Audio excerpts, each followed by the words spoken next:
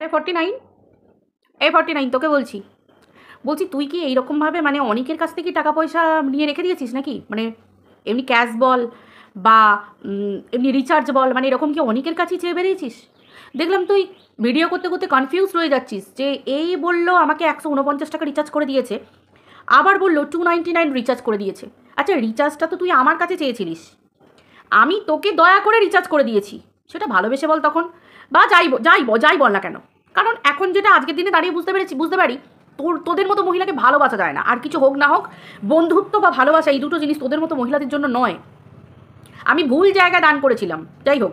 তুই বললি 300 টাকা পাঠিয়ে দিয়েছিস, হ্যাঁ তুই 300 টাকা পাঠিয়েছিস, ঠিক আছে। সেটা নিয়ে তো অবশ্যই ভিডিও তো হবেই, সেটা নিয়ে তো অবশ্যই হবে, সেটা নিয়ে আমি পরে বলবো। এখন যেটা হচ্ছে যে তুই অবাক হয়ে যাচ্ছিস যে 299, আমাকে তো 149 বললো। রিচার্জটা আমাকে করে দিতে বলেছিলিস, আমি তোকে করে দিয়েছি, তাহলে মনে রাখার কথাটা কার? আমি তোকে দান করেছি হিসেব মতো, আমি তোকে রিচার্জটা করে দিয়েছি, তোর সে সময় দরকার ছিল, ঠিক আছে। আমি এটাও মেনে নিচ্ছি ভদ্রতার খাতিরে যে চলো ঠিক আছে, প্রত্যেকটা মানুষের দরকার হতেই পারে।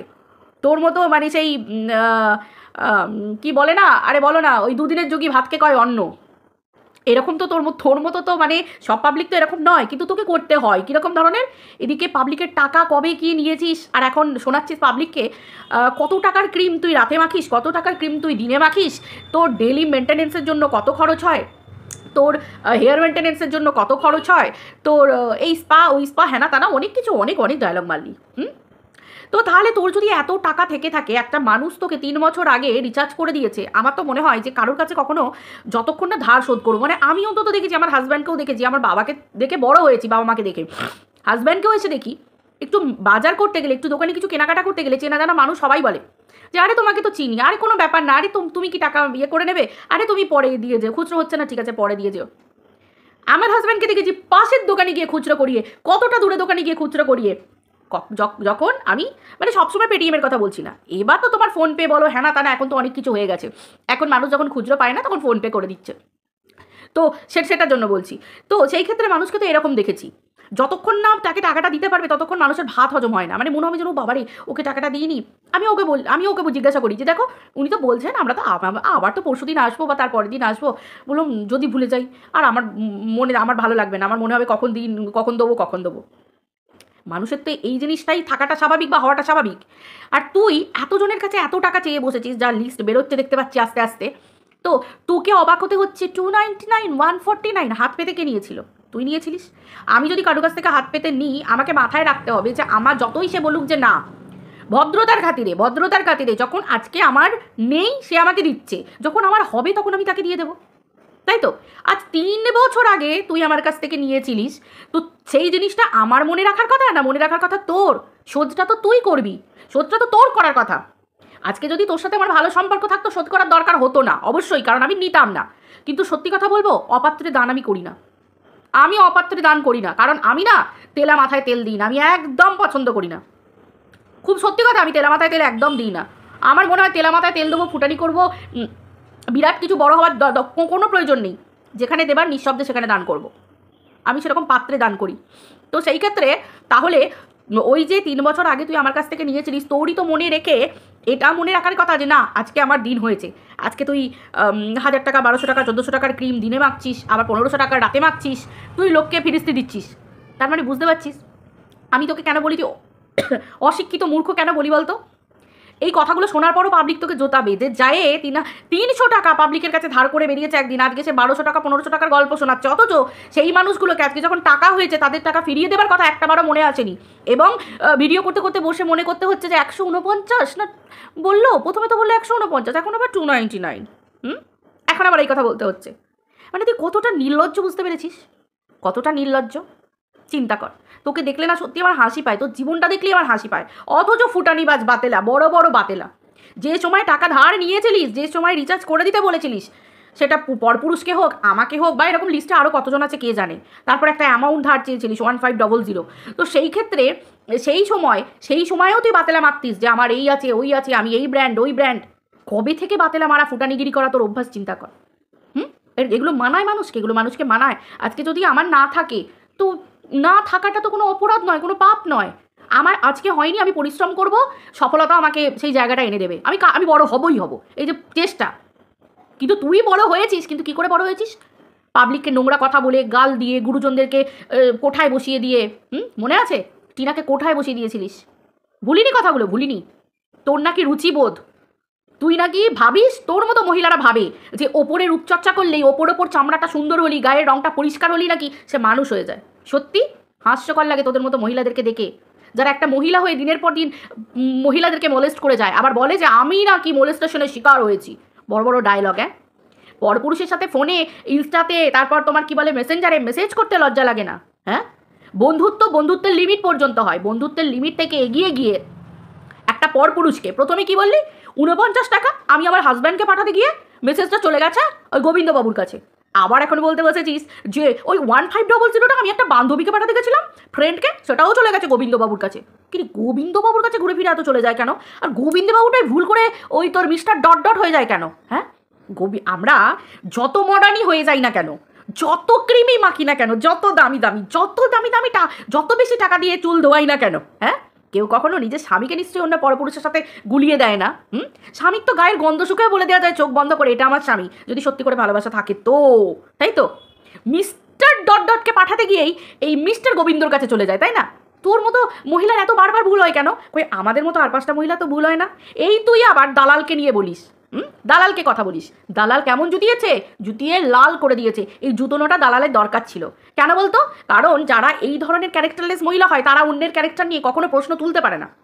তোলা উচিত না, কারণ আমাকে জানতে হবে আমি যদি পরিষ্কার থাকি তবে আমি অন্যকে পরিষ্কার হয়ে কোয়েশ্চেন করতে পারবো। তোর কিছু ভিউয়ার্স আমার কাছে আসে, প্রশ্ন করে। আমি ভিউয়ার্সদেরকে অপমান করছি না, ছোট করছি না, অবশ্যই। তাদের কাছে আমার একটা প্রশ্ন, যে আপনারাও কি যে কাজগুলো করে বেরিয়েছে, আপনারাও কি এরকম কাজগুলো করে বেরিয়েছেন, না আপনারা এরকম কাজ করতে পছন্দ করেন? আপনারা পারবেন মহিলা হয়ে পরপুরুষকে 1500 চাইতে, 49 চাইতে রিচার্জের জন্য? আপনারা পারবেন? নাকি আপনারা পারবেন কোনো মানুষের কাছ থেকে রিচার্জ নিয়ে ভুলে গিয়ে টাকাটা হজম করে দিতে? অথচ আমার টাকা মেরে রিচার্জ করে এককালে আমি তোর কাছে ঋণী হয়ে, মানে তুই আমার কাছে এখনো ঋণী হয়েছিলিস। এই তো দিলি সুপার থ্যাঙ্কস, এই তো দিলি। এই নিয়েও পরে ভিডিও আসবে, শুধু ওয়েট কর। ঘটনা হচ্ছে যে এই যে তুই রিচার্জটা করে দিলি, এতদিন তুই কি ভেবেছিলিস মানে যে রিচার্জ এই টাকাটা ফেরত দিবি না? হজমই তো করে ফেলেছিলিস, পাবলিকের গাঁতানি খেয়ে তো দিলি, পাবলিকের গাঁতানি খেয়ে তোকে দিতে হলো। তাহলে তুই কতটা নির্লজ্জ চিন্তা কর। অথচ কত আগে থেকে আমার পিন্ডি চটকাতে বসে পড়েছিস, আমার বাবাকে বলেছিস, আমার মাকে বলেছিস, আমার মাকে মলেস্ট করেছিস, আমাকে মলেস্ট করেছিস, আমার বডি শেমিং করেছিস, কত কি করেছিস আমার পরিবারে। কাকে ছেড়েছিস? কাউকে ছাড়িস নি। আমার হাজব্যান্ড, আমার শ্বশুরমশাই। কেন তুই জানতিস না আমার শ্বশুরমশাই প্রফেসর? তুই জানতিস না কেন রে? আমার ভিডিও দেখলেই তো তুই বুঝতে পারবি। এই দেখ না, এতক্ষণ কথা বললাম, কোনো নোংরা কথা তোকে বলতে হয়েছে? তুই যে নামে ভাইরাল, তোকে সেই নামে ডাকছি 49, আদারওয়াইজ কোনো নোংরা কথা বলতে হয়েছে? তোর কর্মগুলোই তোকে জিজ্ঞাসা করছি, তোকে কোয়েশ্চেন করছি, ক্ষমতা আছে তোর উত্তর দেবার? অথচ তুই গর্ব করে বলতে পারবি যে তুই তো শ্বশুরমশাইয়ের মতো ওরকম একজন নামী মানুষের বৌমা? শ্বশুরমশাই মানুষটা তো গত হয়েছেন, তার না, মানে কি বলবো, ওই মৃত মানুষটার গায়ে অন্তত কলঙ্ক লাগতে দিস না যে তুই বৌমা কথাটা বলে। বুঝতে পেরেছিস? যদি এতটুকু বাঁচাকুচা সম্মান জড়িয়ে থাকে, তিনি যদি বেঁচে থাকতেন না, তিনি যদি শুনতেন যে তার বৌমা এইভাবে লোকের কাছে, এইরকম আমার ছেলে থাকতেও এরকম পরপুরুষের কাছে এরকম 49, 1500 এর কাছে হাত পেতেছে, ওর কাছে হাত পেতেছে, তিনি না লজ্জায় মাথা হেঁট হয়ে যেত। তার সেই মানুষটা লজ্জায় মাথা হেঁট হয়ে যেত বয়সকালে। নির্লজ্জ বল! আমার কাছ থেকেই টাকা নিয়ে বসে আছিস, আমাকেই পয়সা দিসনি, অথচ আমার নামই পিন্ডি চটকাতে, মানে চটকাতে বসে পড়িস। এই তোর ক্লাস, এই তো স্ট্যান্ডার্ড। সিরিয়াসলি আজকে আমি পারতাম, আমি যদি কারোর কাছ থেকে টাকা নিতাম, আমি পারতাম তার নিয়ে পিন্ডি চটকাতে বসতে? নির্লজ্জ মনে হয় না? লজ্জা লাগে না তোর? কাকে বলছি? এর আবার লজ্জা? এর আবার লজ্জা না হলে কেউ বলতে পারে 149, নিজেই তো বললো, আবার বলছে 299। কি নির্লজ্জ রে বেহায় রে তুই!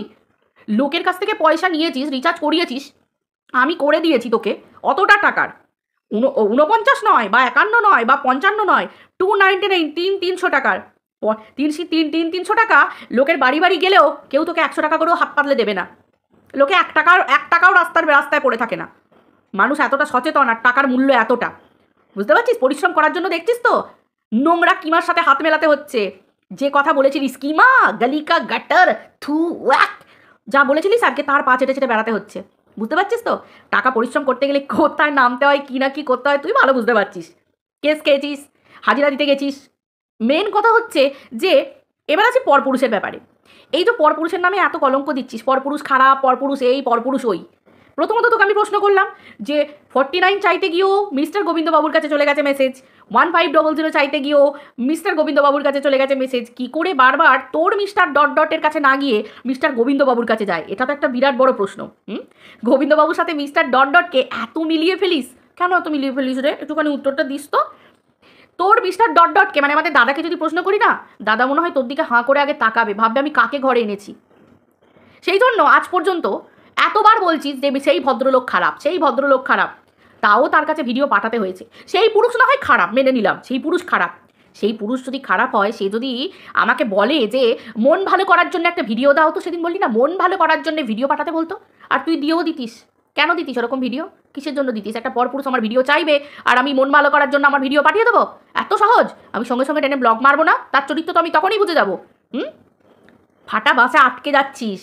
আর তোর হয়ে যে ওই যে করে দল থেকে চাটাচ্ছে না, বয়সের একটা না, এই জন্যে বলে বয়সটা সংখ্যা মাত্র, কিন্তু ঘটে বুদ্ধি থাকতে হয়। তোকে ফাটা বাসে আটকাতে সাহায্য করছে কে বলতো? তোর ওই ঠাকুমা, ঠিক আছে? তোর ওয়াইটি মাম্মাম, ঠিক আছে? ওই জন্য বলছি ঠাকুমা, 63 ঠাকুমা, একটুখানি বুঝে শুনে চলো। হ্যাঁ, মেয়েই বলো আর নাতনি বলো, যাই বলো না কেন, তোমার বয়স অনুযায়ী যা খুশি বলো না কেন, তো তাকে তুমি বেশ করে ফাঁসাচ্ছ। হ্যাঁ, বেশ করে ফাঁসাচ্ছ। পারবে তো মেয়েকে রক্ষা করতে? তোমরাই তো ঠিক করে নিয়েছো ওয়াইটি আদালত, তোমরাই তো ঠিক করে নিয়েছো ওয়াইটি হচ্ছে কোর্ট। কোর্টে তো যাচ্ছ না, আদালতে তো যাচ্ছ না। এত মানুষ তো বলছে যে যদি বিচার পেতে হয় তাহলে আদালতে যাও, কোর্টে যাও। এক তো এর বরকে পর্যন্ত জানাবার সাহস নেই, তার মানে বোঝো ডাল মে কুচ কালা নেই, পুরা ডালই কালা হ্যাঁ। একটা পুরুষের নামে দোষ দিয়ে দিচ্ছে। একটা পুরুষ সবসময় খারাপ, তাই না? একটা নারী হলিয়ে গলিয়ে ঝলিয়ে একটা পুরুষের সাথে করতে পারে কেন? একটা নারী তার নিজের সম্মান নিজে রক্ষা করতে পারে না? মেয়েদের সম্মান, শিক্ষা, মেয়েদেরকে এত কিছু উন্নত হতে বলছে, মেয়েদেরকে এত কিছু জানতে বলছে, সেলফ কি বলবো ওটাকে, আরে আমি ভুলে এক এক সময় না কথা বলতে গেলে ভুলেই যাই। যাই হোক, মানে আত্মরক্ষার কথা বলছি তো, সমস্ত কিছু তো সব কিছু মেয়েদেরকে শিখতে বলছে। অথচ তুমি কি করছো?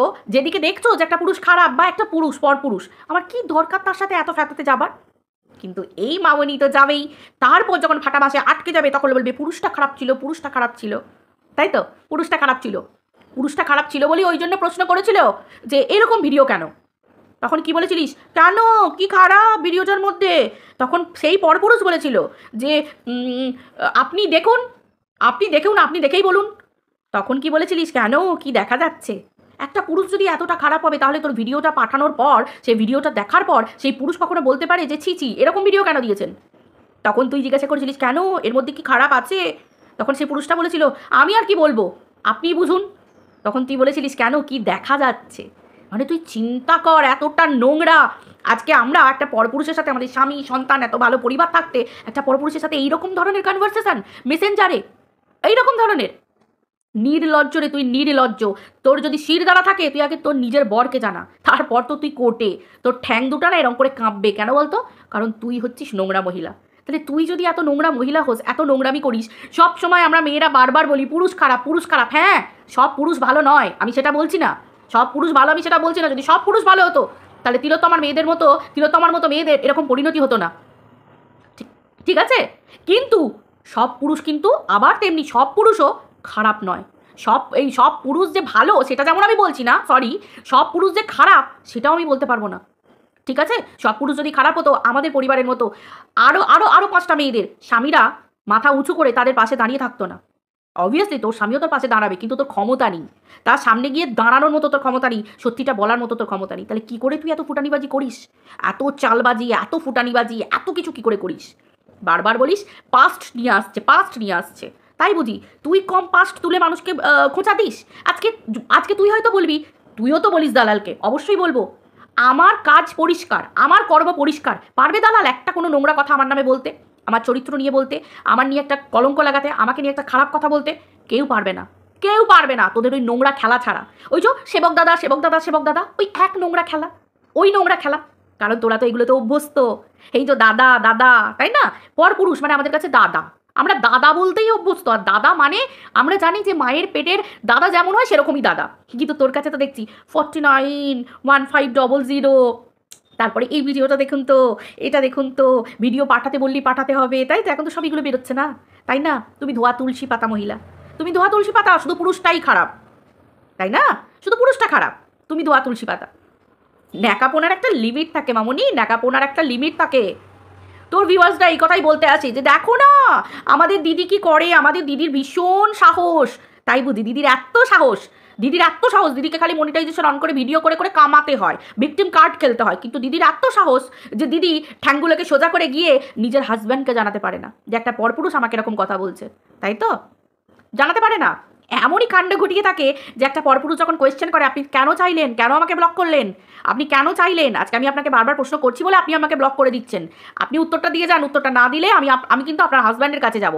কি এমন আছে সেই পুরুষটার কাছে যে তোর হাজব্যান্ডের কাছে যাবে এবং সেই ভয়ে তোকে জুজু হয়ে থাকতে হয়? কই আমাদের তো কোনো কারনামা নেই, কোনো পুরুষ তো বলতে পারবে না যে তোমার হাজব্যান্ডের কাছে যাবো। কেন করবো কারনামা? আমার স্বামী আমার ভালোবাসা, আমার সব কিছু, আমার চাওয়া, আমার দরকার, সব কিছু আমি তার কাছে চাইবো। এক বিয়ের আগে আমি জানি বাবা একজন মানুষ যে একটা মেয়েকে বড় করে, ছেলে মেয়েদের বড় করে। আমি আমার বাবার কাছে চেয়েছি, এখন বিয়ে হয়েছে, আমার বর সব কিছু, দরকার হলে আমি নিজে রোজগার করবো, তাও সম্মানের সাথে, যাতে কেউ আমার চরিত্রে, আমার পরিবারে আঙুল তুলে না বলতে পারে যে নোংরামি করে টাকা ইনকাম করছে, ঠিক যেমন তুই করছিস।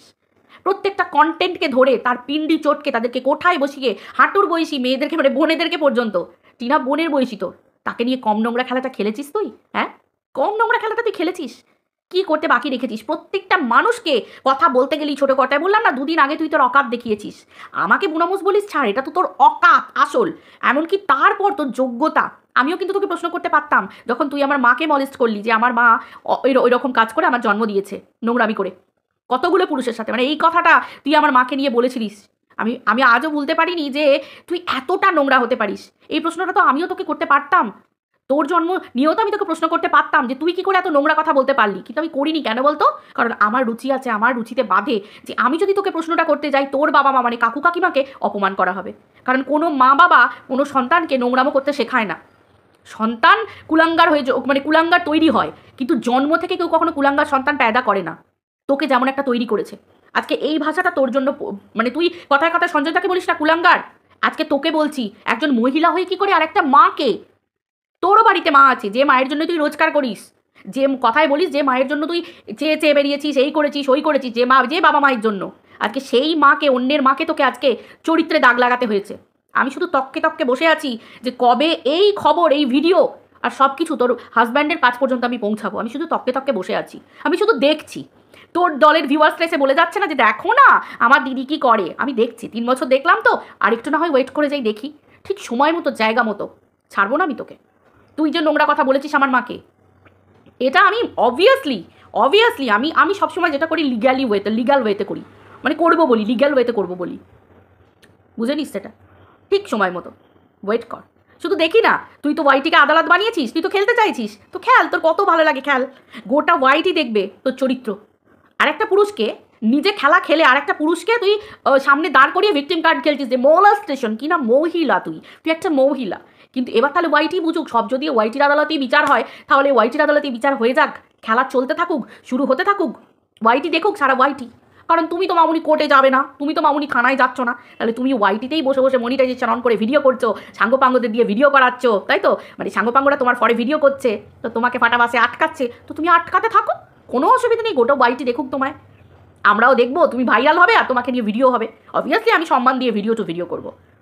চলো বন্ধুরা, এর জন্য অকাতওয়ালি মাসির জন্য এইটুকানি যথেষ্ট। সরি, সবাই ভালো থেকো, টাটা, আবার আসছি পরের ভিডিওতে, বাই।